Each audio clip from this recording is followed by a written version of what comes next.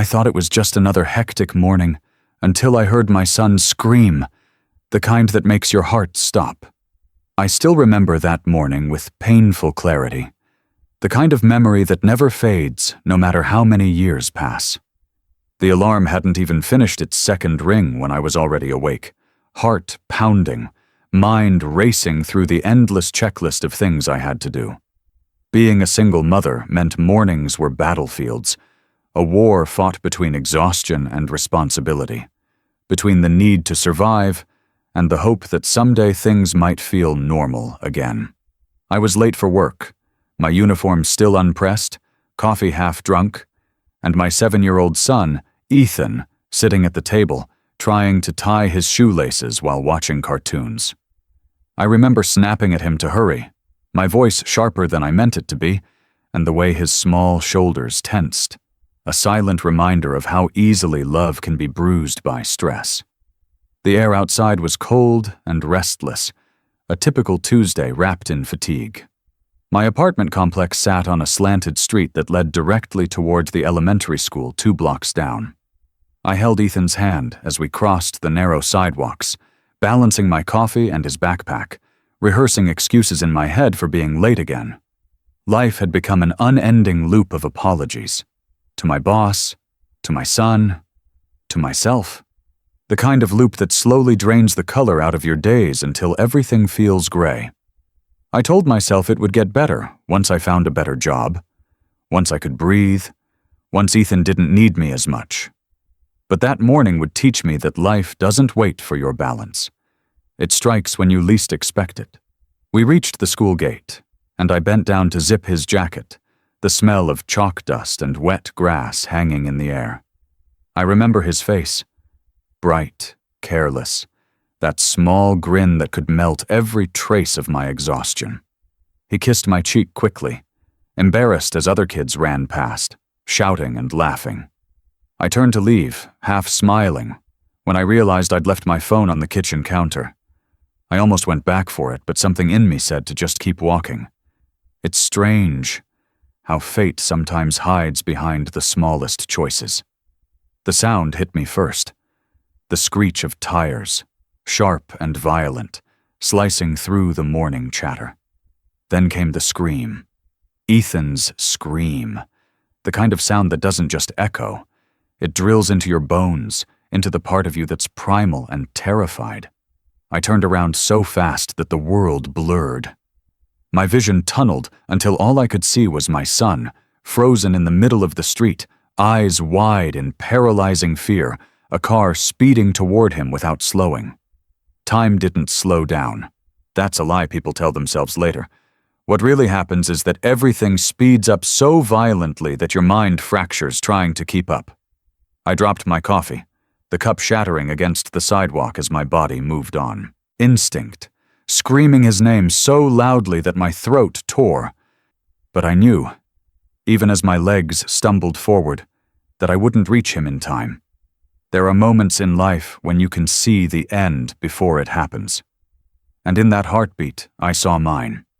And then, from the corner of my vision, someone moved, fast, silent, deliberate. A man in a blue uniform sprinted from the edge of the school grounds and threw himself into the street. It was like watching courage take shape in human form. He didn't hesitate. He didn't think. He just leapt, his arms wrapping around Ethan, spinning him out of the car's path just seconds before metal could crush bone. The car slammed on its brakes, skidding, the stench of burnt rubber filling the air. My knees hit the pavement, my heart collapsing in on itself. When I reached them, I saw the man lying on the ground, breathing hard, dust coating his clothes. His hands were trembling, but his eyes were calm. Ethan clung to him, sobbing, his small fingers gripping the man's sleeve like it was the only thing anchoring him to this world. The man's uniform was simple, navy blue, slightly worn, a small stitched patch on the chest that said, "Maintenance." I realized then he was the school janitor, someone I'd probably passed 100 times without ever really noticing. But in that moment, he wasn't invisible. He was everything. I dropped beside him, my voice breaking with gratitude and fear. "Oh my God, you saved him! You saved my son!" I kept repeating it, the words spilling out, uncontrolled and desperate. He didn't respond at first, just looked at Ethan with an expression that was almost tender. It wasn't relief, not pride. It was something deeper, something like sorrow. I saw it flicker in his eyes, a quiet pain that didn't belong to a stranger. And for a second, I felt this strange, inexplicable connection, as if this man knew what it meant to lose everything. The driver came running, pale and shaking, apologizing over and over. I barely heard him. The world around me had gone silent except for the sound of Ethan's shaky breathing and the faint hum of the wind. The janitor finally sat up, brushed the dirt from his sleeves, and looked at me. His gaze was steady, but distant, like someone standing between this world and another. His lips moved, and I leaned closer, expecting words of reassurance or humility. But what he whispered was neither. His voice was rough, low, and almost haunting as he said, "Take care of him." Just that. 2 simple words. And then, before I could speak, before I could ask his name or say thank you, he stood up, dusted off his hands, and walked away, straight down the side path leading away from the school. No one stopped him. No one followed. He didn't look back. It was as if he'd appeared only for that moment, for that purpose, and now that it was fulfilled, he could fade back into whatever shadows he came from. I remember calling out after him, my voice breaking against the sound of children crying and teachers rushing out. But he didn't turn around. He just kept walking until he was swallowed by the morning light. By the time I gathered myself enough to ask the school staff who he was, no one seemed to know much. "That's probably Mr. Harlan," someone said. "Quiet guy, works the night shift." But when I asked where I could find him, someone else frowned. "He didn't show up today. Maybe he quit." The contradiction didn't make sense. He'd just been there. I'd just seen him. As the paramedics checked Ethan, who thankfully had only bruises, I kept looking down the road, half expecting to see that man return. But he never did. It was as if the ground had swallowed him whole.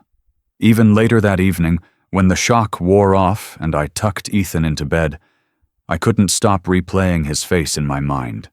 The lines of fatigue, the sadness behind his calm eyes, the way he looked at my son like he'd seen him before. And those words, "Take care of him." They didn't sound like advice. They sounded like a plea. That night, as the house grew quiet and the city outside drifted into darkness, I sat on the edge of my bed, staring at the faint bruise on Ethan's arm where the man had pulled him to safety. I told myself I'd go to the school the next morning, find him, thank him properly, maybe even offer something, anything, to show how much his act meant. But deep down, a part of me already knew the truth. People who save lives like that don't wait around for gratitude. They disappear. He whispered 2 words to me, then disappeared before I could even thank him. They said he was the janitor, but I'd never seen a janitor with eyes that sad. The next morning, I woke up before sunrise, though I don't think I ever truly slept. The image of that man in the blue uniform, the way he looked at my son, the quiet ache in his expression, had settled somewhere deep in my chest. I couldn't shake it. There was something in his eyes that didn't belong to a stranger. They weren't the eyes of someone who had just acted out of instinct. They were the eyes of someone who'd carried pain for a long time, and, for a brief moment, had found a way to silence it. By the time I reached the school, the hallways were alive with noise, teachers preparing lessons, children laughing, lockers slamming shut. Everything looked so painfully normal that it almost made me angry. The world shouldn't look the same after something like that. Not when you've seen how close life can come to breaking. I asked the front desk if the janitor was in, expecting to be led to him, so I could pour out the gratitude that had been building in my throat all night. But the secretary, a woman with kind eyes and a voice softened by years of routine, frowned at me.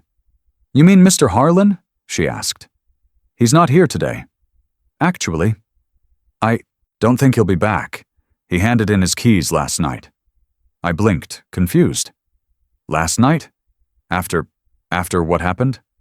She nodded, flipping through a small stack of papers. Left a note for the head custodian. Said he had to take care of something personal. Didn't say where he was going. It didn't make sense. How could someone risk their life for a child, and then just disappear like it never happened? I tried to press for more information. Where he lived, how long he'd worked there. But the woman just shrugged. He was quiet, came early, left late, never talked much to anyone. I don't think anyone really knew him. That bothered me more than I wanted to admit. The idea that someone who had just changed my entire world could be forgotten so easily by everyone else.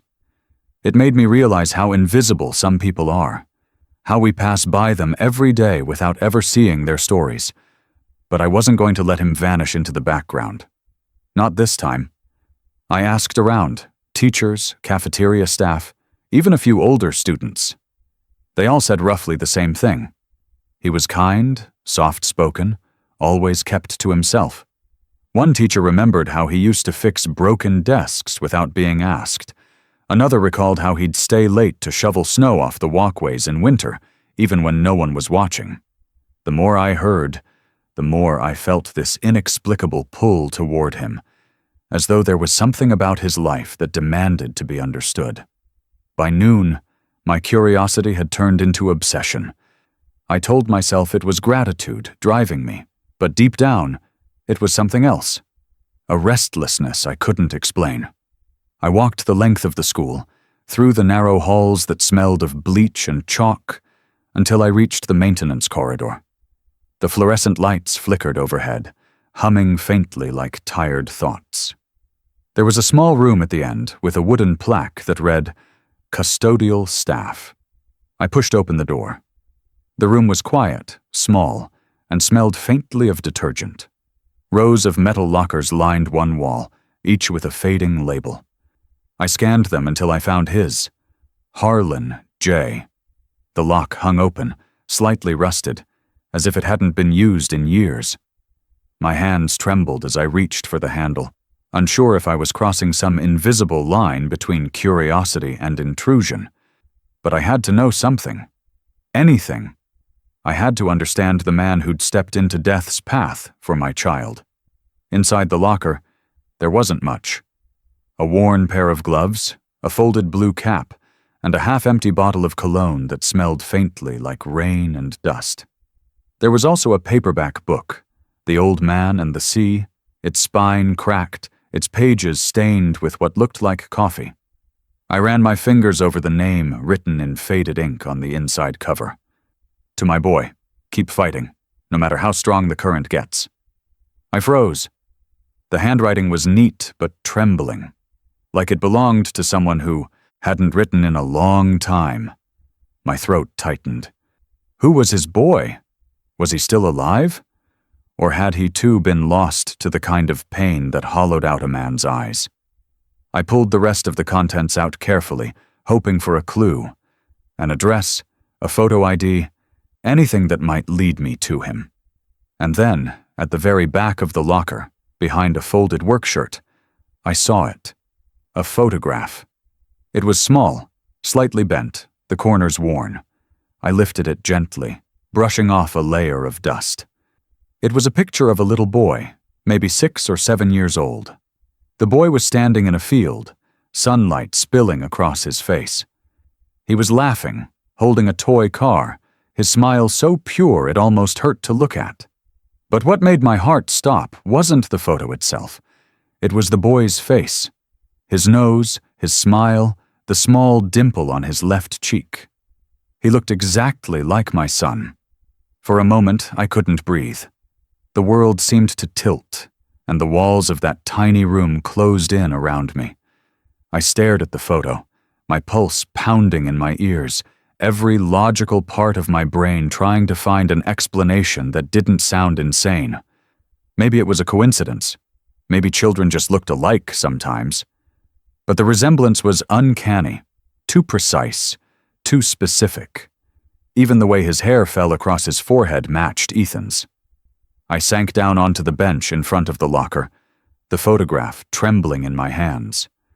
My mind spun with questions I couldn't form into words. Who was this child? Was he the janitor's son? Was that why he'd looked at Ethan with such impossible tenderness? Because, for one brief second, he saw his own child in my boy. And if that was true, what had happened to that child? A lump rose in my throat as I imagined a story I didn't know yet. A father broken by loss, a man who buried his grief beneath quiet labor, who cleaned the same hallways where laughter and life filled the air every day, all while carrying a ghost inside him. Maybe saving Ethan wasn't just an act of instinct or bravery. Maybe it was something deeper, something spiritual, something born out of a need for redemption or memory. I don't know how long I sat there, staring at that photo, the faint smell of bleach and old paper filling the silence. I thought about how many people like him walked among us, unnoticed, unappreciated, carrying entire worlds of sorrow behind polite smiles. And for the first time, I felt ashamed. Ashamed of how easily I'd looked past people like him, how blind I'd been to the invisible weight others carried. When the bell rang, I startled. Children's laughter spilled through the hallways again, bright and careless. The sound felt cruel somehow, too light for what I was holding in my hands. I gently placed everything back inside the locker, except the photo. I couldn't bring myself to leave it behind. It felt like more than a clue. It felt like a key to who he was, to why he'd disappeared, and maybe to a story far bigger than I understood. I closed the locker door slowly, the metal echoing through the empty corridor. My reflection flashed briefly in its dull surface. Tired eyes, shaky breath, a mother who'd thought her life was ordinary until the universe proved otherwise. As I walked out of that room, the photo still trembling between my fingers, I knew one thing for certain. The man who saved my son had done it for a reason, and that reason was buried somewhere in the shadows of his past. A past I was now determined to uncover, no matter how painful it might be. Inside his empty locker, I find an old photo of a boy who looks exactly like my son. It was like he'd been erased. No records, no address, not even a past. I thought finding that photograph would give me answers, but instead, it left me drowning in questions. The boy's face haunted me. That small, innocent smile that mirrored my son's so perfectly, it made my chest ache every time I looked at it. I carried the photo in my bag, glancing at it during work breaks, late at night when Ethan was asleep, and every morning before I dropped him at school. It wasn't just curiosity anymore. It was an obsession born out of guilt, gratitude, and something I couldn't yet name. A pull that told me this man's story wasn't done with me. The next day, I went back to the school. The staff already knew me as the mother of the boy who almost got hit, so they welcomed me kindly, assuming I was there to express more gratitude. But when I mentioned the janitor, their faces shifted, polite smiles fading into looks of mild discomfort, like I'd brought up a name that didn't belong to anyone real. The secretary shuffled papers again and shook her head. "We don't have much on him, I'm afraid. Harlan, James, I think. Or maybe Joseph? His file's thin. Just a copy of his ID and some reference notes." I asked if I could see them. She hesitated, but after a long pause and a sympathetic glance, she finally handed me a manila folder. Inside were just a few sheets. His job application, a scanned ID that looked slightly blurred, and an emergency contact line that led nowhere. The address he'd listed was an apartment complex that didn't exist. The reference numbers were disconnected. Every trace of him felt manufactured, as if someone had created a ghost on paper.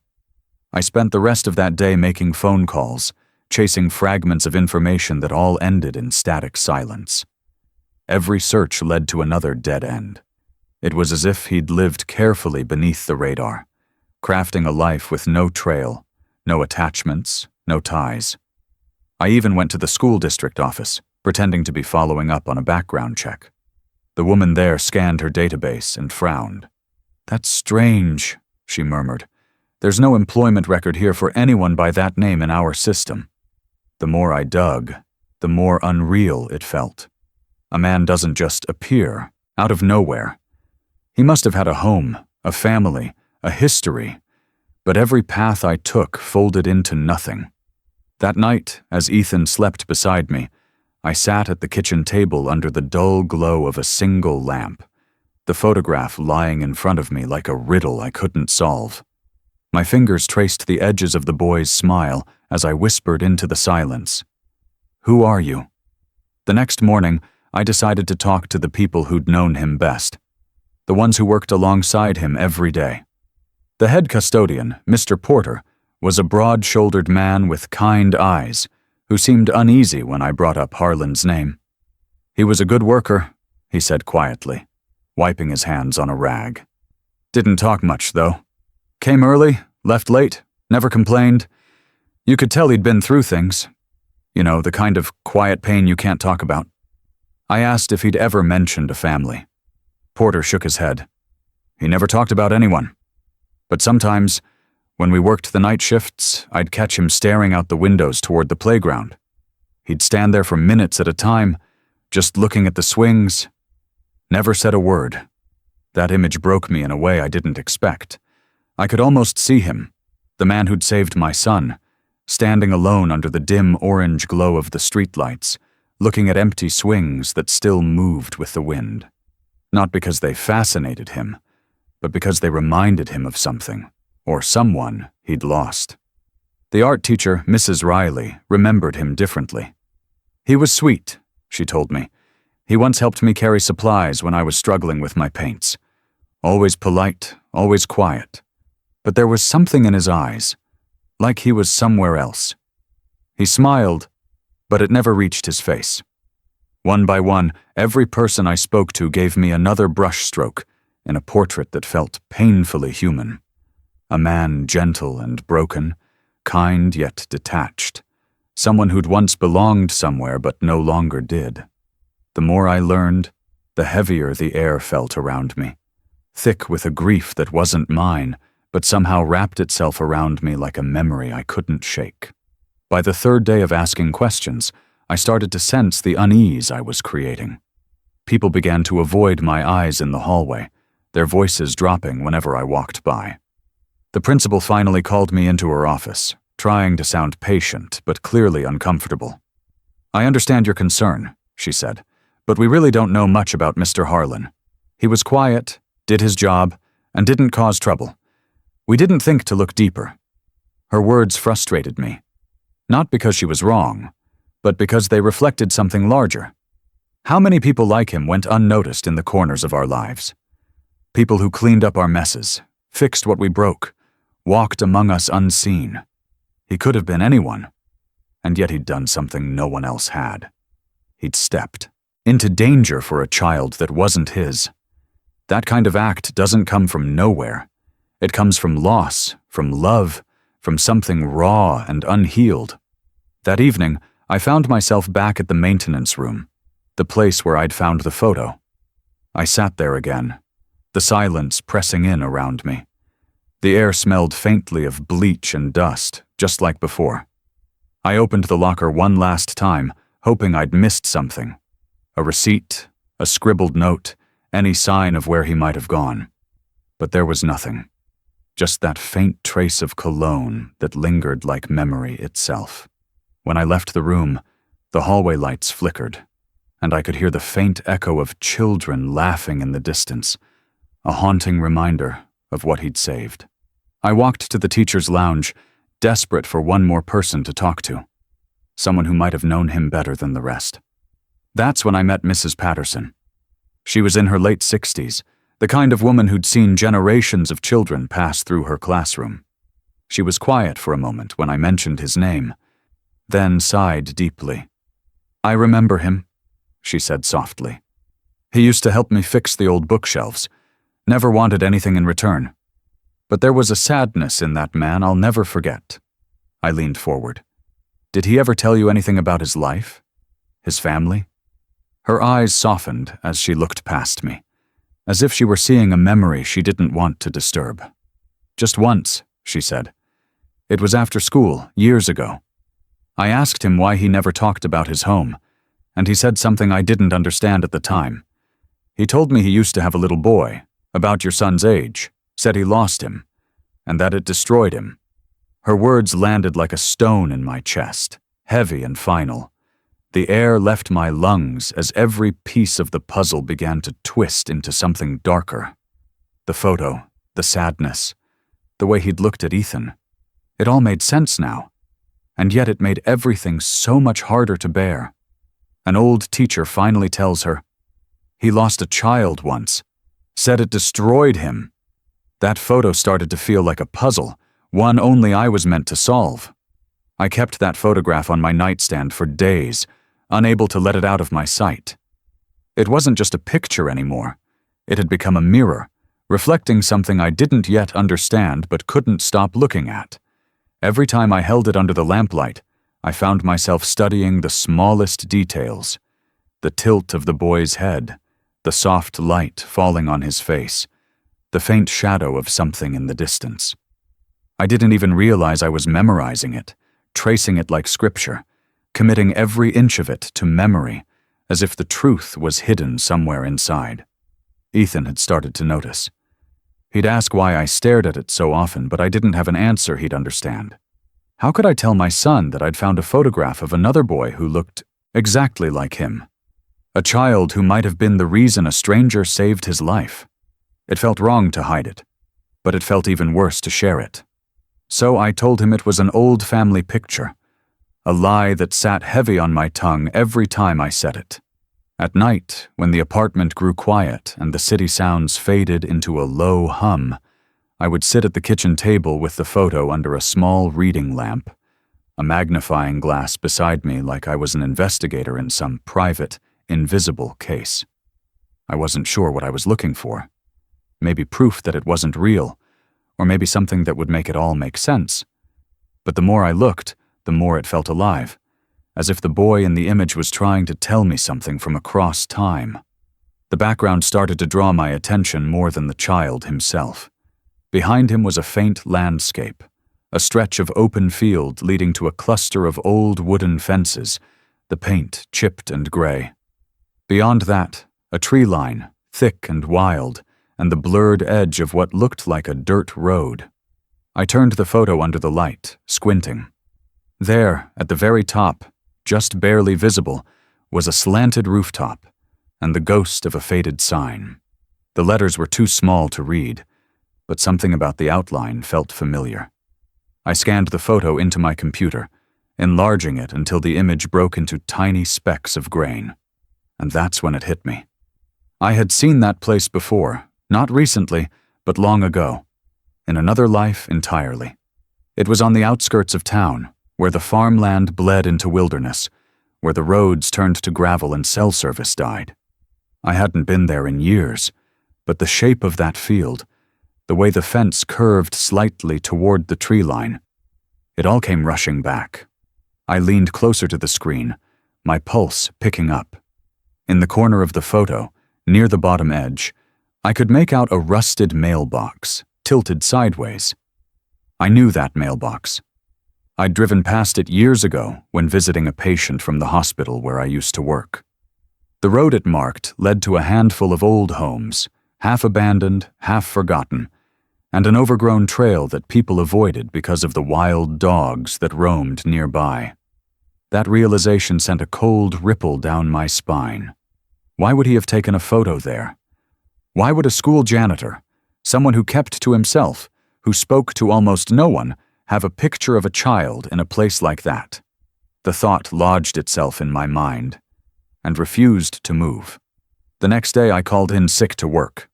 I couldn't focus on anything else. I dropped Ethan off at school, and instead of going to the clinic, I drove in the opposite direction, toward the far edge of town. The roads grew quieter the farther I went, houses giving way to fields, the skyline thinning into a stretch of pale sky and dying trees. It was a part of town people didn't visit unless they had to. the kind of place that swallowed time. I parked where the asphalt turned to gravel, stepped out of the car, and let the cold air sting my face. The ground was soft under my shoes, covered in brittle leaves. I held the photo up, comparing it to the landscape in front of me, aligning the horizon lines, matching the curve of the fence to the real one in the distance. It was the same place. I was certain of it now. The field was overgrown, wild grass stretching to my knees, but the bones of the land were the same. I walked for what felt like miles, my breath fogging in front of me, my heart pounding with something that felt like both fear and destiny. Every step deeper into that field made me feel like I was trespassing, not just on land, but on someone's memory. The air was heavy with silence, the kind that seems to listen back. When I reached the fence, I placed my hand on the wood. It was splintered and rough, the same as it had looked in the picture, though age had darkened it. Beyond it, through the trees, I saw the faint outline of a small structure, a house, or what used to be one. Its roof sagged inward, shingles missing, windows shattered. My throat tightened as I realized that this was where the photo had been taken. I wanted to turn back, to leave it alone, to let ghosts rest where they were buried. But curiosity is a cruel thing. It doesn't let you rest until it has what it wants. I stepped closer, my shoes crunching on the dry ground, and raised the photo again, holding it up against the ruin in front of me. The match was perfect. The angle, the tree line, even the faint curve of the dirt road behind it. Whoever that little boy was, this had been his home. I walked around the house slowly, afraid of what I might find, afraid of what I wouldn't. The door was half open, hanging crooked on its hinges. Inside, dust floated through the air like whispers. The floorboards groaned under my weight. There were no signs of recent life, just forgotten remnants of one. An overturned chair, a cracked mirror leaning against the wall. A child's drawing pinned near the doorway, faded by time but still legible enough to make my stomach twist. A stick figure holding hands with a taller one, both smiling under a bright sun. I stared at it for a long time. Then I took a few steps deeper into the house, where the light fell in narrow slants through broken glass. Something caught my eye near the far wall, a metal sign, half buried under fallen plaster and dust. I crouched down and brushed it clean with my fingertips. My heart stopped cold. The sign bore the faint outline of a logo I recognized instantly. A small white cross in a blue circle, the same symbol used by the county hospital where I used to work. I tilted the photo again, holding it side by side with the real sign. And that's when the realization hit me like a thunderclap. In the background of the photograph, behind the boy's smile and the soft light, was that same sign. The hospital's sign. My hospital. She spots a hospital sign in the photo, the same one where she once worked. The house felt alive, like it had been waiting for me to arrive. I don't know what I expected to find that day, but as I stood before that crumbling house beyond the woods, the air around me felt heavy, almost sentient, like the place itself had been holding its breath for years, waiting for someone to return. The trees leaned inward, their branches gnarled and bare, framing the roof like hands cupped around a secret. The front steps sagged under their own weight, the porch swallowed in wild vines, and the faint smell of damp wood and rot filled the air. It didn't feel abandoned. It felt suspended, as if time had stopped here long ago and never dared to move again. My heart was pounding, but I couldn't make myself turn back. I clutched the photograph in one hand and brushed aside the weeds covering the front steps. The door was cracked open, the hinges rusted, and when I pushed it, it gave way with a low groan, like something old and weary. Dust rose in lazy swirls, catching the light through a broken window. The moment I stepped inside, it was as though I'd crossed a line between the living and the forgotten. The house was small, but it carried an echo, the kind of echo that only exists where memories refuse to die. My footsteps were muffled by dust and debris. An overturned chair, a cracked coffee mug still sitting on the counter, an old lamp lying on its side. Everything looked untouched, as if someone had simply walked out one day and never come back. There was a faint scent of cleaning solution beneath the rot, a familiar smell that made my chest tighten. It was the same scent I'd smelled in the school hallways, bleach and pine, faint but undeniable. I called out softly, though I didn't expect an answer. "Hello? Is anyone here?" My voice came back to me in fragments, bouncing off the peeling wallpaper and hollow walls. The silence that followed was so thick, it felt like it was pressing against my ears. I moved deeper inside, each room telling its own story of slow decay.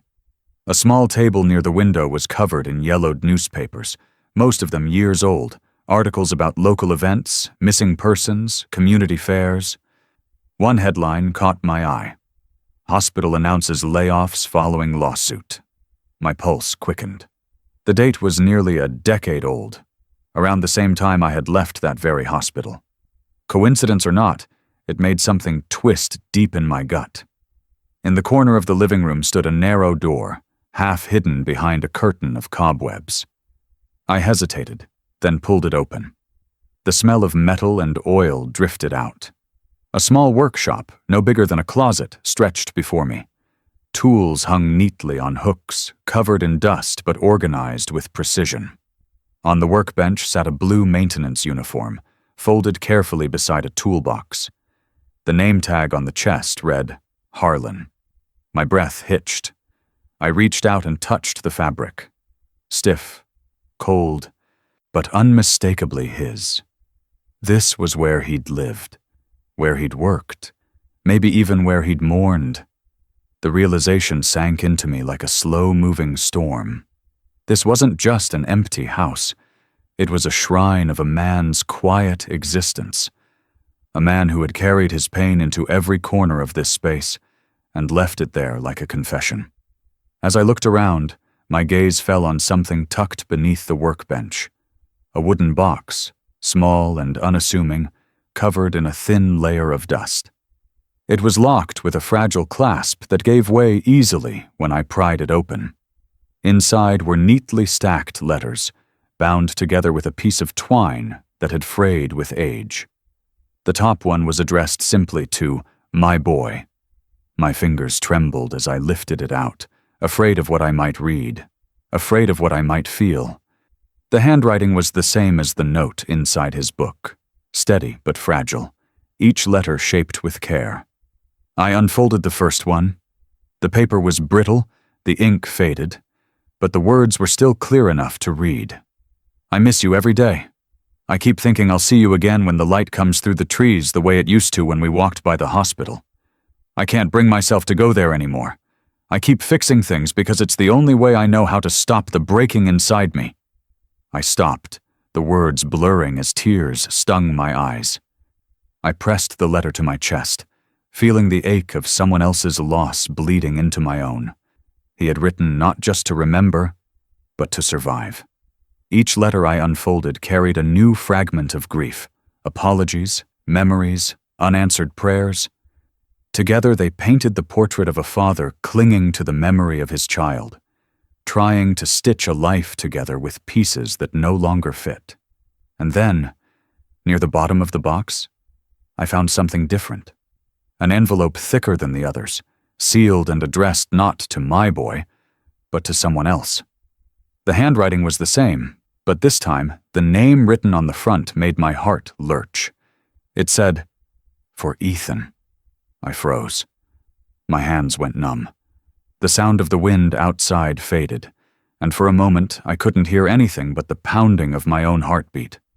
I read it again, desperate to believe I'd made a mistake, that it was someone else's Ethan, another child with the same name.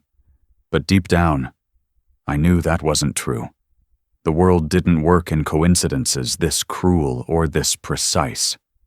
I sank onto the floor, the letter clutched in my shaking hands, my mind racing through every impossible explanation. How could he have known my son's name? Why would he write to him? He'd never met us before that day. Had he? My thoughts tangled into each other, spiraling into something dark and breathless. The air in the room seemed to thicken, the house itself closing in around me, whispering secrets I wasn't ready to hear. I stared at the envelope, my reflection faintly visible in the cracked mirror across the room, pale, frightened, trembling.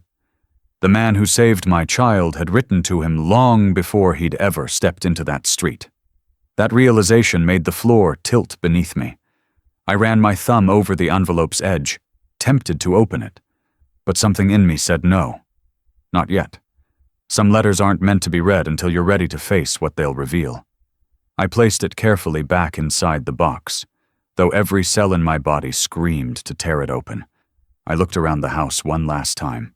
The tools, the uniform, the letters, the faint trace of a life suspended in sorrow, and felt a wave of emotion so strong it nearly brought me to my knees. I realized this wasn't just the house of a man who had disappeared. It was the home of a father who had never stopped loving, even after the world had taken everything from him. As I stepped outside, the wind rustled through the trees, carrying the faint scent of pine and dust. The sky above had turned the color of ash, the sun a dim coin sinking into the horizon. I clutched the photo in one hand, and the memory of that letter in the other, knowing that I was standing at the edge of something far bigger than coincidence. One envelope is addressed to her son, by name. He wrote to a child he'd never met, but every word felt meant for me. That night, I couldn't stop thinking about the box of letters I had found inside that broken house. I told myself to leave them alone, to respect what was private, to let the past remain where it was buried. But the truth was, those letters were no longer just his. They were now a thread that connected his life to mine, to my son's, to everything that had happened since that day on the street. I couldn't sleep, knowing that inside that box were words that might explain the one thing that had kept me awake every night. Why him? Why my son? Why that day? When the clock hit midnight, I gave in. I went to the kitchen table, laid out the letters carefully, and began reading by the soft glow of the lamp. The air felt colder than usual, like the house itself was holding its breath with me. The paper crackled as I unfolded the first letter. "My boy," it began, "I know you'll never read these, but I need to write them anyway. I need to believe that words can still reach you, even from this far away. They say time heals everything, but they never tell you what to do when time itself becomes the wound." His handwriting was small, deliberate, almost hesitant, the kind of writing that belongs to someone who second-guesses every word, but writes it anyway because silence is worse.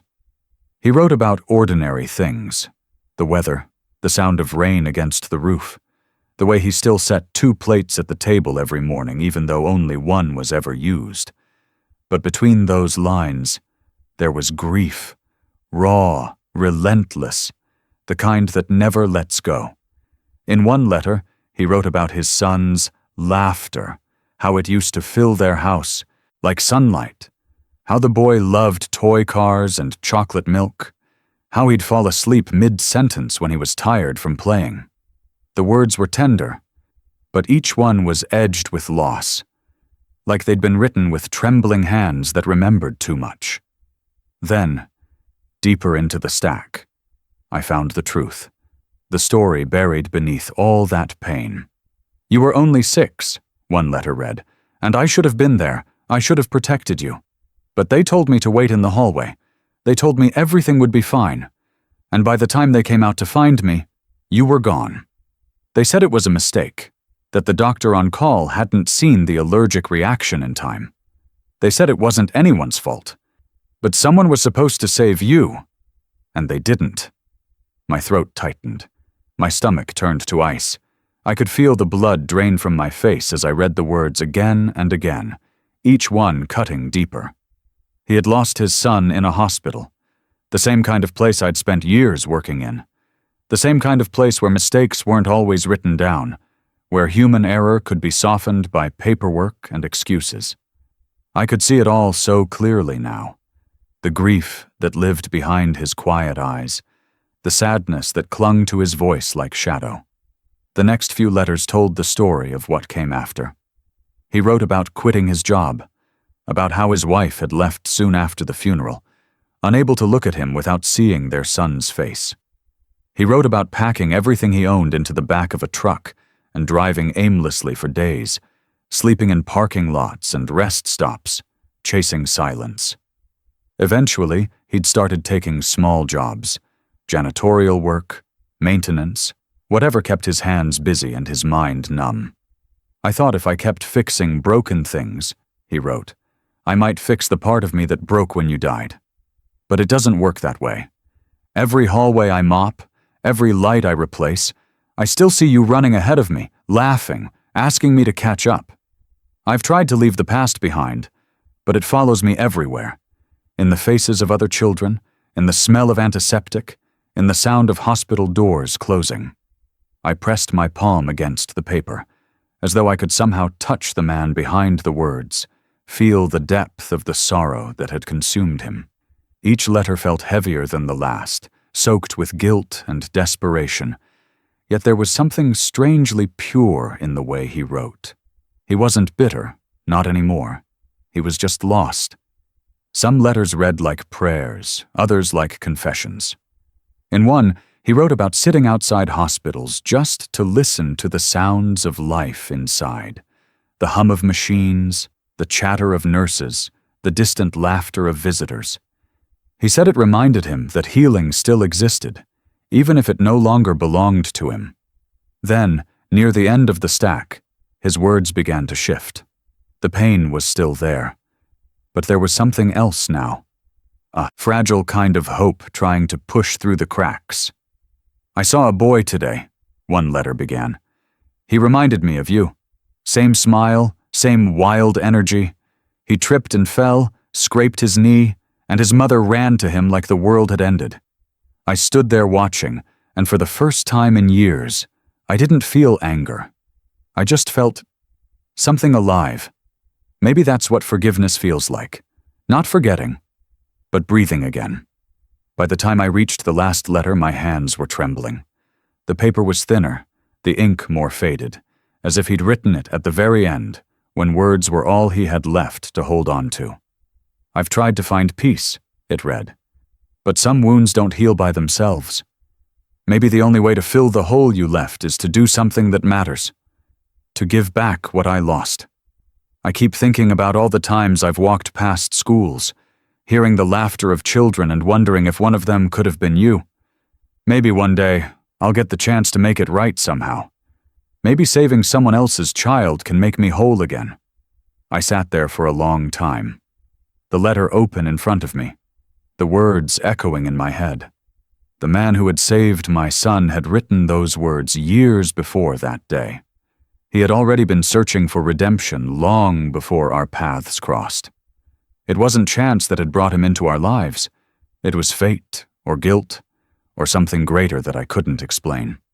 The tears came silently, rolling down my cheeks, falling onto the letter until the ink began to blur.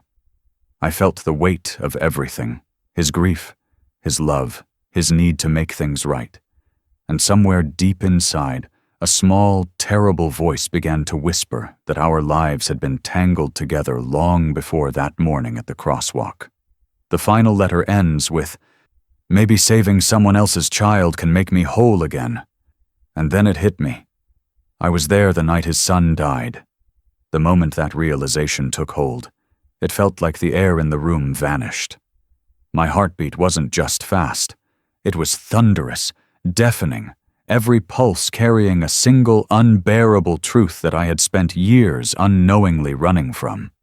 The words in his final letter, the hospital, the allergic reaction, the mistake, they weren't abstract details of some distant tragedy. They were memories I had buried so deeply I thought they'd been erased.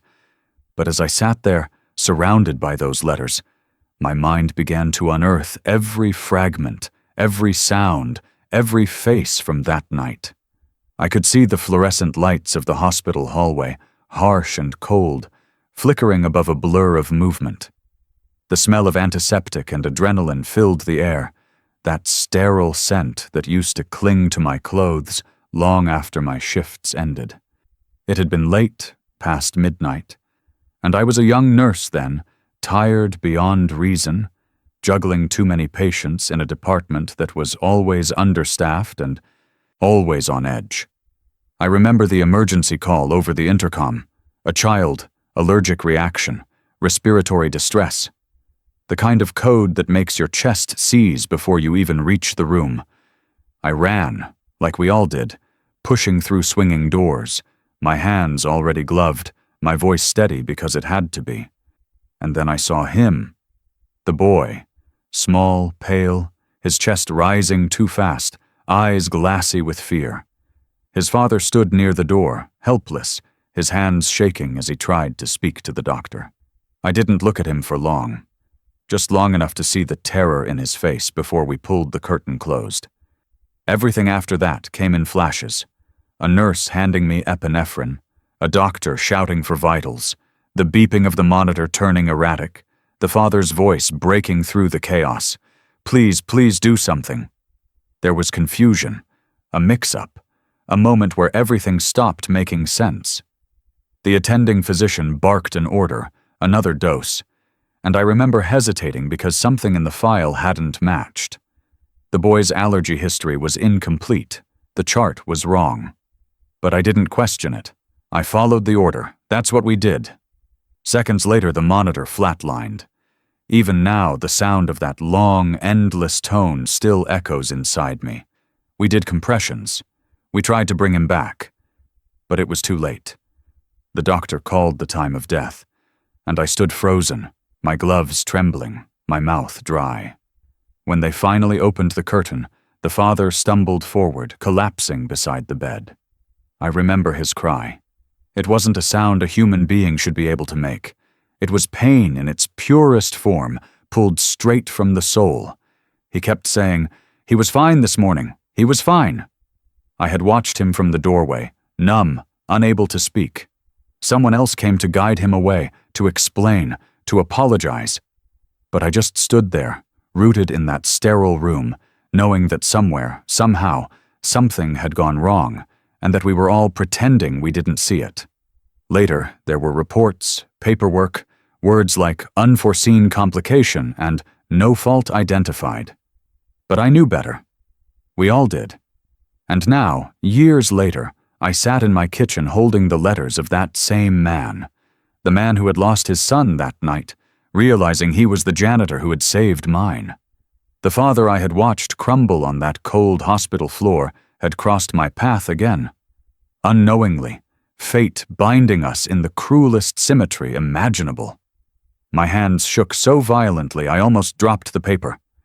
The room felt smaller, the air heavier, as if every wall around me knew the truth I'd tried to forget.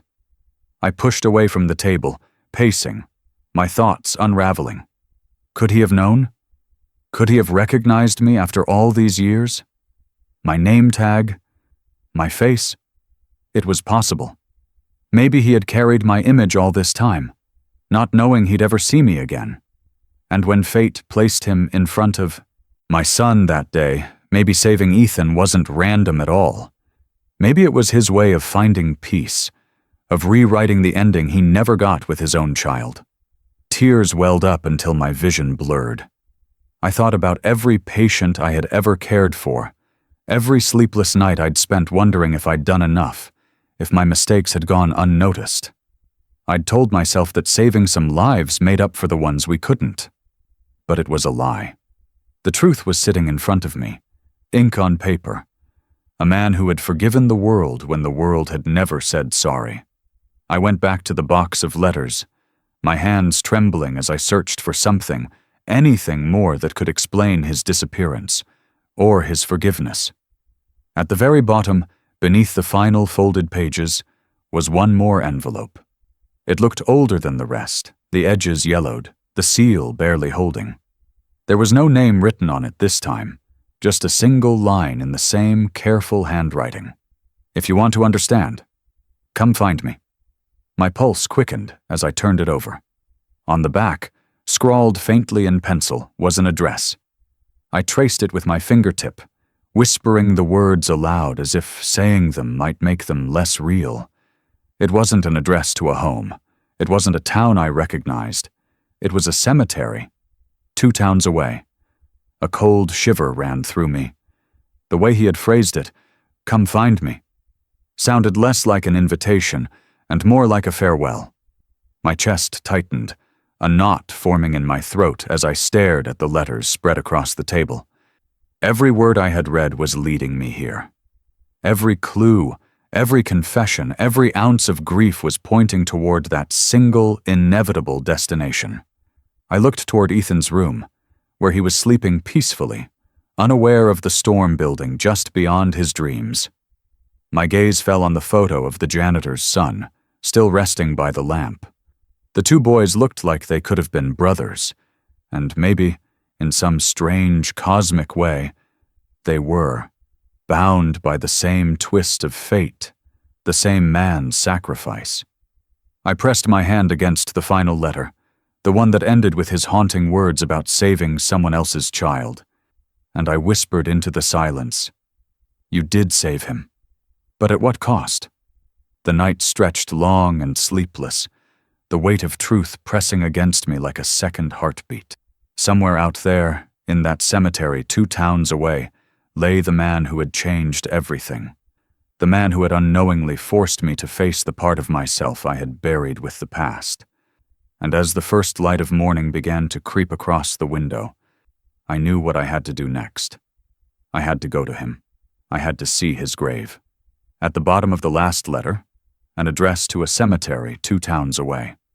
Every mile closer felt heavier, like I was driving toward my own confession. The morning I left for the cemetery, the sky hung low and gray, as if the world itself knew where I was going. I hadn't told anyone. Not my co-workers, not my friends, not even Ethan. I just packed a small bag, printed the map I'd found in that final letter, and started driving. The road stretched out in front of me like a ribbon of penance, twisting through quiet farmland and empty fields, each mile peeling away another layer of denial. The drive should have taken less than 2 hours, but it felt longer. Every turn of the wheel brought back another memory, another echo of the past I had spent years trying to silence. I thought about the night his son died, about the sterile hallways, the sound of that monitor, the father's cry that had never left me. It wasn't just guilt I felt now. It was recognition. For years, I had convinced myself that tragedy was something that happened around me, not to me. But as I drove through the silence of back roads and wind-swept fields, I realized how wrong I had been. I wasn't just a witness to that man's loss. I had been a part of it. The car's radio was off, but his letters filled the space instead. I could hear his words in my head, every phrase etched into me like a confession. Maybe saving someone else's child can make me whole again. He had found his redemption in the moment he saved my son. But what about me? What did redemption look like for the person who had failed him when it mattered most? As the highway thinned into narrow rural lanes, the landscape grew quieter. No traffic, no towns, just the rustle of wind through tall grass. The world seemed to slow down, giving me no choice but to sit with the weight of everything. I thought about Ethan, about how close I had come to losing him, and how that man, the father I had wronged without knowing, had stepped into the road without hesitation. He had given me what the world had taken from him, and I couldn't stop wondering if, in that instant, he had seen not just a child in danger, but a second chance. A moment to rewrite his past, even if it cost him his peace. I pulled off at a rest stop halfway there, my hands gripping the steering wheel long after the engine went quiet. The reflection in the mirror startled me. My face looked older, tired, like I'd lived a lifetime in the span of a few days. I thought about all the years I'd spent teaching Ethan to be kind, to do the right thing, and yet here I was, A woman who had once made a mistake so devastating it had shattered a man's life. And now I was on my way to stand over the proof of that mistake. The road narrowed again as I neared the town. The landscape changed. The air smelled of earth and rain, the kind of scent that follows the end of something. The GPS led me down a dirt path lined with ancient oaks, their branches tangled overhead like a cathedral of shadows. At the end of the path stood the cemetery, small, quiet, surrounded by a rusted iron fence. The sign read, "Green Hollow Cemetery," in letters that time had nearly erased. I parked by the gate and stepped out, the gravel crunching under my shoes. The world around me was so still that even my breathing felt too loud. Rows of headstones stretched out across the hillside, names carved into stone, each one marking a story that had ended long before mine had crossed it. I clutched the final letter in my hand, the one that had brought me here, and followed the path deeper inside. The wind picked up, carrying the faint scent of pine and damp soil. I didn't know where his grave was, but somehow my feet seemed to know where to go. I passed names I didn't recognize, some graves overgrown with weeds, others adorned with fresh flowers. And then, near the edge of the cemetery where the grass grew taller and the stones grew fewer, I saw a small building, a caretaker's shed. A man stood outside it, leaning against the doorframe, smoking a cigarette. He was older, gray-haired, with a weathered face that looked carved from time itself. He watched me approach with a kind of quiet curiosity, as though he already knew who I was before I spoke. "Excuse me," I said softly, holding up the paper. "I'm looking for someone buried here. His name was James Harlan. Before I could finish, the man nodded slowly, exhaling smoke into the cold air. "Yeah," he said. "I know him." My chest tightened. "You do?" He nodded again, studying me for a long moment. "You're the woman he talked about." The words hit me like a physical blow. For a second, I thought I'd misheard him, that maybe he'd mistaken me for someone else. But the way he said it, calm, certain, without hesitation, told me he hadn't. My voice trembled. "What did you say?" He took another drag from his cigarette, his eyes never leaving mine. "He talked about you," he said quietly. "Not much, just enough for me to remember. Said there was a woman he owed something to. Said she'd come one day, and when she did, I'd know who she was. Told me to give her something if she ever showed up." My heart was pounding so hard it drowned out the sound of the wind. "Give me something?" I whispered. He nodded towards the shed. "It's inside. Been waiting there a while now." The world around me seemed to blur. Every step that had brought me here, every letter, every realization, every ounce of guilt had been leading to this moment. The man I thought I had lost to silence had left something behind. Something meant for me. As I followed the caretaker toward the shed, my hands trembled, my breath shallow. The scent of pine thickened in the air, the sound of wind weaving through the trees like a whisper of the past. Somewhere in that stillness, I could almost hear his voice again, the same voice that had once told me to take care of him. The cemetery caretaker recognizes her. "You're the woman he talked about." His grave was barely marked, like the world had forgotten the man who saved my son. The caretaker led me down a narrow dirt path that wound through the oldest part of the cemetery, where the grass grew high and the stones leaned unevenly, their inscriptions worn away by decades of rain and wind. The world was quiet here, too quiet, as though even time had chosen to tread softly among the dead. I could hear nothing but the crunch of gravel beneath our feet and the low rustle of wind weaving through the trees above. My heart beat harder with every step, my hands trembling against the cold air. We stopped near the back edge of the cemetery, where the land dipped slightly, and the ground seemed more earth than stone. The caretaker gestured toward a small headstone half buried in weeds. It was plain, unpolished, barely the size of a shoebox lid. The engraving was shallow, The name nearly faded. James Harlan. 1969 to 2018. No epitaph, no quote. Just a line of numbers marking the beginning and end of a life that had meant everything to mine. For a moment, I just stared. There were no flowers, no photos, no signs that anyone had been here in years. The soil around the grave was sunken slightly, as if the earth itself had sighed and settled. It didn't look like a place of rest. It looked like a place the world had forgotten. I knelt beside it, brushing away the leaves that had gathered there, my throat tightening as my fingertips traced the name I had come so far to find. "This is it?" I asked quietly, my voice breaking more than I expected. The caretaker nodded. "He didn't have family left," he said. "Not that I know of. Said his wife passed years before, and there was some kind of tragedy with his son."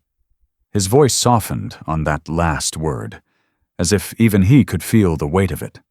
He worked odd jobs, lived alone, never asked for much.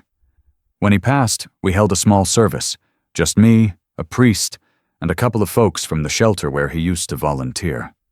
I swallowed hard, trying to picture it. A man who had given everything, and yet had no one to stand beside him when he was lowered into the ground. The image made my chest ache. "How did he die?" I asked, though I already knew the answer wouldn't ease the pain. The caretaker looked out toward the trees. "Heart failure," he said simply.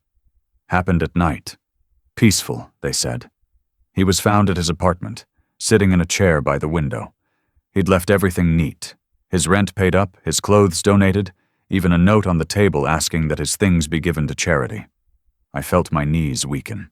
"He planned it," he nodded. "Seemed like it. He'd been sick for a while, but he never said much. Only thing he asked before he passed was that any money he had left be donated." I frowned. "To who?" The caretaker gave a faint smile, one that held both pride and sadness. "Children's hospitals, all of it." The words hit like a wave, sweeping away what little composure I had left.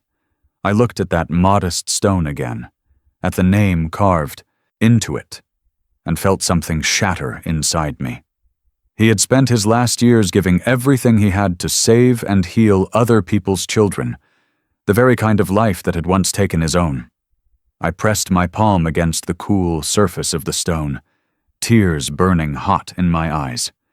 He had forgiven long before I ever came looking.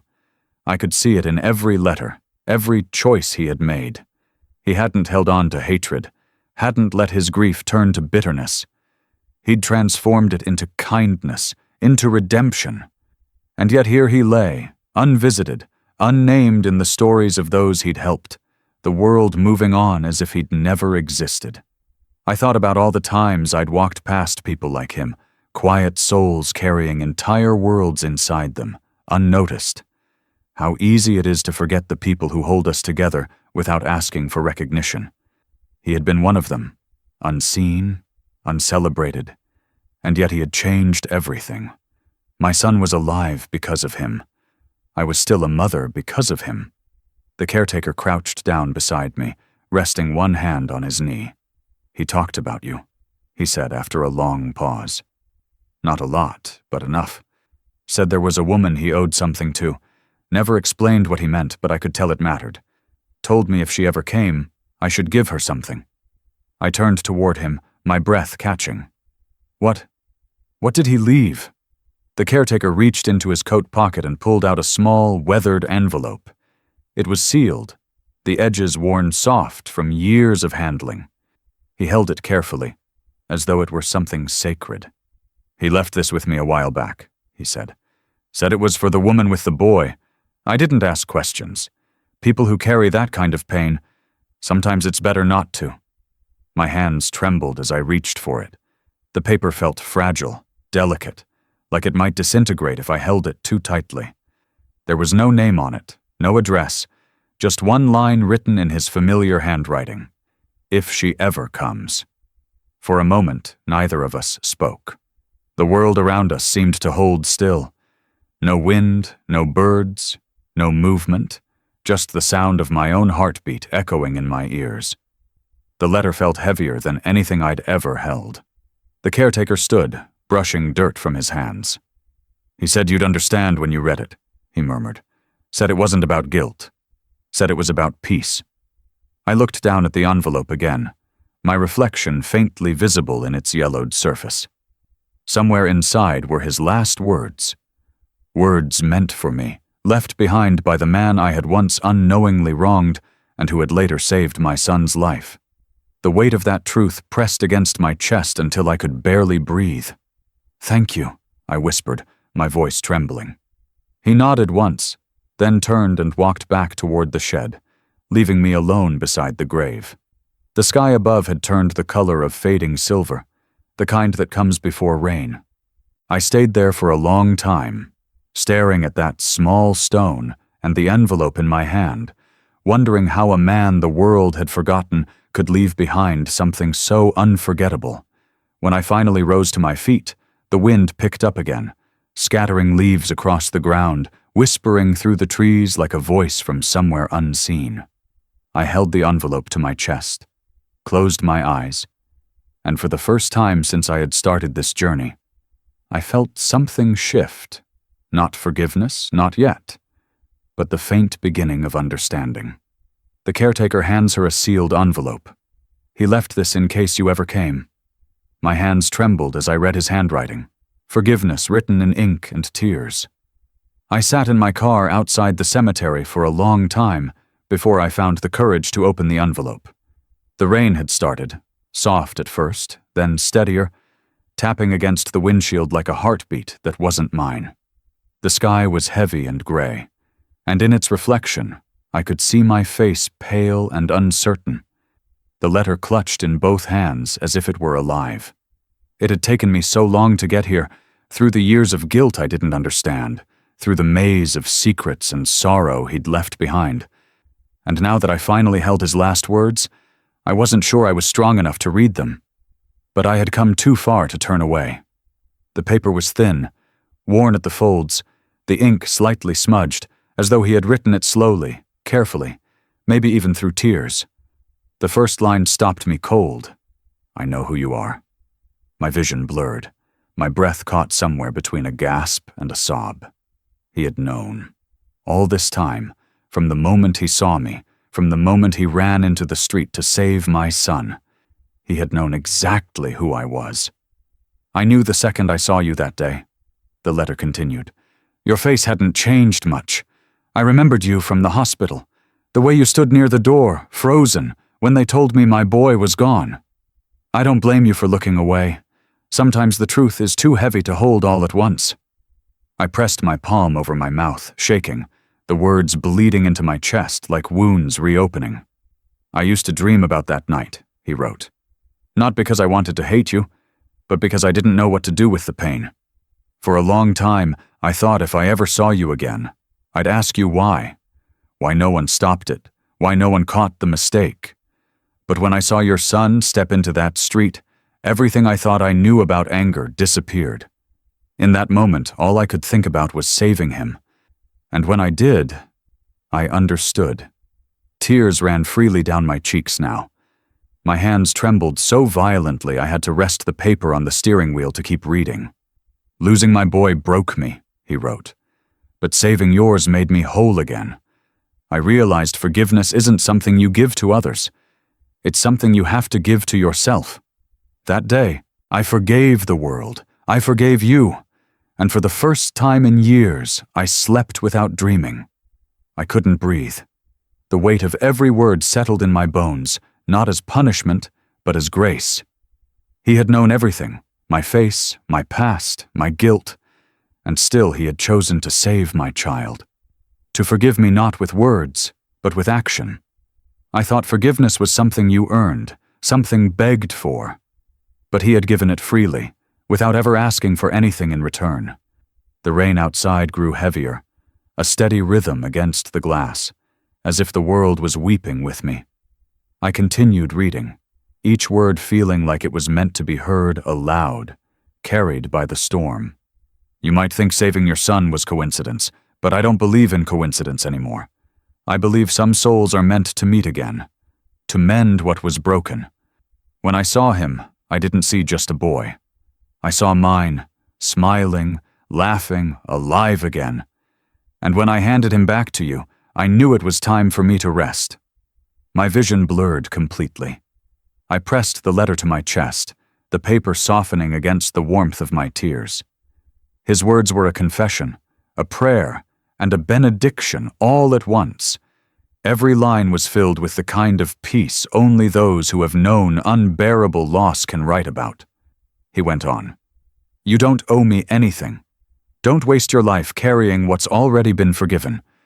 The world took my son, but it gave me something too, a chance to forgive, to be the man he'd be proud of. That's more than I ever asked for." I stopped there, letting the silence swallow the sound of the rain. The air inside the car felt electric, charged with something I couldn't name. Sorrow and gratitude tangled together in a way that almost felt holy. When I finally looked at the last paragraph, I saw that his handwriting had changed. The letters shakier now, the ink uneven, as if written by someone whose strength was fading. "If you ever find this," he wrote, "don't cry for me. I'm where I need to be. But if you want to do something for both of us, for both our boys, there's one thing I'd ask. Plant a tree beside me.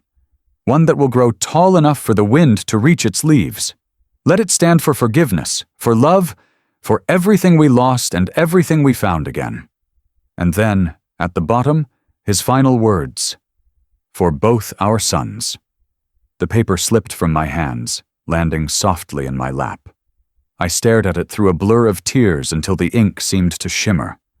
My breath came in shallow bursts, my chest tight, as if his forgiveness was too vast to fit inside me. He had asked for nothing but a tree, something living to grow beside his grave, something to outlast both of us. Outside, the rain had stopped. The clouds were breaking apart, letting a thin ray of light cut through, golden and soft. I looked toward the cemetery gates, where the rows of stones stood silent and eternal, and I knew what I had to do. I wiped my tears, folded the letter carefully, and whispered to the air, "I will." It wasn't just a promise to him. It was a promise to myself, to my son, to the memory of a man who had taught me the true meaning of grace. At the end, one last request. "Plant a tree beside me for both our sons." I planted it with trembling hands, one seed for guilt, one for grace. The morning I planted the tree, the air was still and heavy with the scent of rain-soaked earth. The sky was the color of pearl, soft and forgiving, and for the first time in years, I felt something inside me ease, like the world had taken one long breath and finally let it out. Ethan stood beside me, quiet, his eyes wide as he looked around the small cemetery. He didn't fully understand why we were there or who the man beneath the soil had been, but he didn't ask. He simply held the small sapling in his hands, its roots wrapped in burlap, waiting for me to tell him where it belonged. We walked together to the edge of the field, to the place where his grave rested, the modest stone with his name fading into time. I knelt in front of it, brushing the dirt and leaves away, as I had done before. The silence between us filled only by the whisper of the wind. I could feel Ethan's presence beside me, his warmth, his life, the very life that man had saved. "This is where we'll plant it," I said softly. My voice trembled, but it didn't break. I looked at Ethan, at the boy who had once stood in the middle of a road with a car speeding toward him, and I thought about the invisible thread that connected us to this man. A thread woven from loss, sacrifice, and forgiveness. Ethan nodded and helped me dig. The soil was dark and rich, damp from the rain, clinging to our fingers. I dug slowly, carefully, as though every movement was a prayer. I thought about everything he had asked of me, not for flowers, not for tears, not even for remembrance, but for life, something living to grow beside him. When the hole was ready, we lowered the sapling into the ground. It was small, fragile, its trunk thin enough to fit in my palm. I covered the roots with soil, pressing it down gently, my hands shaking as I whispered the words that had been echoing in my mind since I'd read his letter. "For both our sons." Ethan placed a small stone beside the trunk, one he'd picked up earlier from the path, smooth and round. "For him?" he asked. "For him," I said, "and for you." We stood there for a long time after it was done, watching the sapling sway slightly in the wind. There was something sacred about that moment, something quiet and complete. It didn't feel like mourning anymore. It felt like release. The weight I'd carried for so long began to shift, not vanish, but change shape, turning from punishment into purpose. Over the years, the tree grew taller. Its trunk thickened, its roots deepened, its branches spread wide, reaching toward the sun as if it, too, had been waiting for forgiveness to take root. Every year, Ethan and I returned to that place. On birthdays, on anniversaries, on the kind of days when the world felt too heavy, we'd bring fresh flowers or small stones to place at the base of the tree. As Ethan grew older, he began to understand the story I had carried inside me all those years. I told him everything: the accident, the janitor, the letters, the truth I'd once been too afraid to face. He didn't judge me. He didn't pull away. He simply listened, his hand finding mine, and said, "He must have been a good man." He was, I told him, better than I deserved. The years passed gently after that. The tree became a constant, a living testament to two lives intertwined by tragedy and healed by forgiveness. In spring, it bloomed with pale white flowers that shimmered like quiet hope. In summer, it offered shade, its leaves whispering softly when the wind passed through. And in winter, when the branches were bare, it stood firm against the cold, reminding me that even loss can grow into something lasting. I would visit often, sometimes alone, sometimes with Ethan. I'd sit beneath its branches and read his letter again, the ink now faded but the message eternal. I'd think about how pain had brought us together, and how grace had set us both free. And every time I left, I'd look back and see the tree standing tall, a promise kept. Then, one day, many years later, I returned to the cemetery alone. The air was still, just like the day we had planted it. But the world had changed. The tree had grown enormous now, its roots anchored deep in the earth, its branches reaching high enough to touch the clouds. Beneath it, I saw something new. A folded letter resting at its base, held down by a smooth stone. I picked it up, my heart thudding as I unfolded the paper. The handwriting wasn't his this time. It was Ethan's. Years later, her grown son leaves a letter of his own beneath the same tree. He may have disappeared from the world, but he never left our lives. The day I found Ethan's letter beneath the tree, I realized the story hadn't ended with me. It had only changed hands. Time had done what it always does. It had softened the edges of pain, blurred the harsh outlines of grief, but it had never erased the memory of the man who had saved us. Even now, decades later, his presence lived quietly in everything we did. In every lesson I taught my son, in every act of kindness that rippled outward from that one moment of courage on a cold morning long ago. His spirit lingered like a whisper that never faded. I unfolded Ethan's letter with careful hands, the way one holds something sacred. His handwriting was steady, confident, filled with warmth. He had written it to the man who had saved him, to the stranger in the blue uniform whose name he had never spoken, but whose memory had shaped his entire life. "I don't remember your face," Ethan had written, "but I've felt your presence every day. My mother told me how you saved me, how you gave her back her world. I grew up knowing that one man's choice, one moment of bravery, can change everything. I wanted you to know that I became what you were that day, someone who runs toward the danger instead of away from it." Tears welled in my eyes as I read those words, pride and sorrow colliding inside me. He had become a paramedic, a man who lived for the chance to save others, to be the kind of hero who understood both the cost and the beauty of what that meant. It wasn't just a career for him. It was a calling, a continuation of the legacy left by a man he never met, but somehow always knew. I could still remember the first time he'd told me he wanted to do it. He'd come home from high school one day, eyes bright, hands animated as he described the rescue team that had visited his class. "They save lives, Mom," he'd said, his voice full of awe. "They're the first to show up when everything's falling apart." I'd smiled through the lump in my throat, knowing that somewhere beyond the reach of this world, a man named James Harlan was smiling too. Now, as I stood beneath the massive branches of the tree we'd planted so many years ago, I felt the circle complete itself. The wind moved through the leaves in soft, rhythmic waves, the sunlight filtering through like gentle fragments of gold. I thought about all the lives Ethan must have touched, all the people he'd pulled back from the edge of death, and how each of those lives was, in some small way, part of the same chain of redemption that had begun with a janitor's broken heart. Forgiveness, I had learned, doesn't just heal the one who receives it. It transforms the one who gives it, and everyone who comes after. The man who had once lived in shadows, who had carried grief heavier than any soul should bear, had unknowingly built a legacy that reached far beyond his own life. His pain had not been wasted.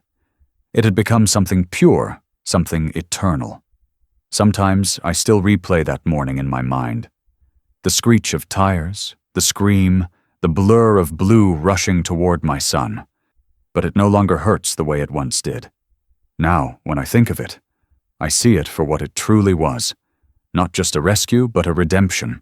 His, mine, and maybe even the world's. I looked at the tree again, at how vast it had become. Its roots had spread deep beneath the earth, entwining with his resting place, its branches wide and strong, sheltering the small wooden bench Ethan had built years ago. The trunk was carved with two names, James Harlan and Ethan Cole, side by side, not as epitaphs, but as symbols of connection.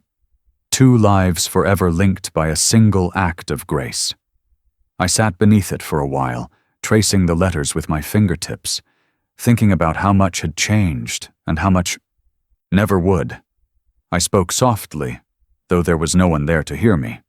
"You saved him," I said. "You saved both of us. And I hope, wherever you are, you know that your story didn't end here." The sun dipped lower, casting long shadows across the grass. I rose slowly, brushing the soil from my hands. Before leaving, I placed Ethan's letter at the base of the tree, tucking it beneath one of the thick roots where the earth had cracked slightly. It felt right, one final message joining another, two generations bound by the same gratitude. As I turned to go, the wind picked up again, strong enough to stir the branches overhead.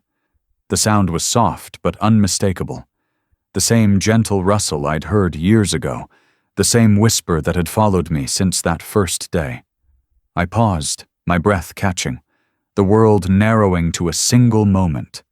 And in that quiet, I could swear I heard his voice, low, steady, familiar, carried on the wind that swept through the leaves. "You kept your promise." I closed my eyes, tears spilling freely, not from sorrow, but from peace. The kind of peace that comes only after you've walked through the fire and come out whole. When I finally walked away, the tree stood tall behind me, its branches reaching toward the sky, alive with the sound of forgiveness that would never fade. As she walks away, the wind moves through the tree, and she swears she hears his voice say, "You kept your promise." If this story touched your heart the way it touched mine, take a moment to share it. Someone out there might need this reminder that forgiveness heals more than time ever can. Tell me in the comments, do you believe people meet again for a reason,